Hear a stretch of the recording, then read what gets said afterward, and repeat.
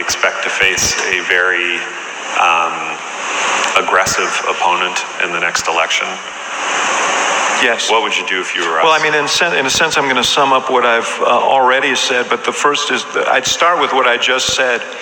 You're doing, and kudos to you, Mr. Prime Minister, for doing it, but you are doing real, tangible things that they haven't transformed people's lives, but over time they're going to make a huge difference, whether it's the child care issue or training and skills is another, which I think is going to become one of the most important issues of our time.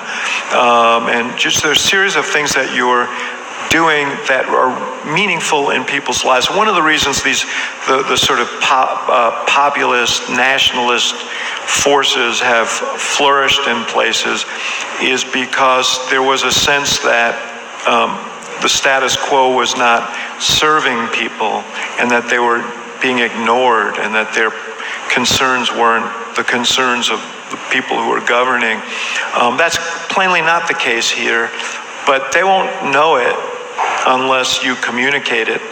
And there'll be those who spend a lot of money and a lot of effort trying to persuade them otherwise. So focusing is very, very important. The second is the one I mentioned earlier about, I appreciate, because I was part of a campaign like it, how positive your campaign was in 2015, how inspiring and uplifting it was, because people get tired of this grinding, negative politics.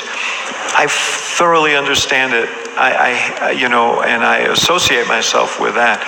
But the world is a tough, competitive place. So, and power does not, it doesn't, people will do anything to recapture it.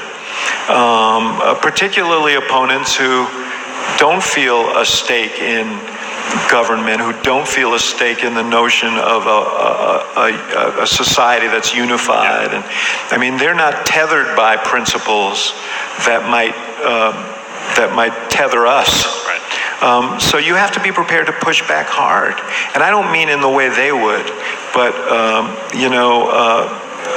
what did Lincoln say? If they don't stop telling lies about us, we're going to have to start telling the truth about them.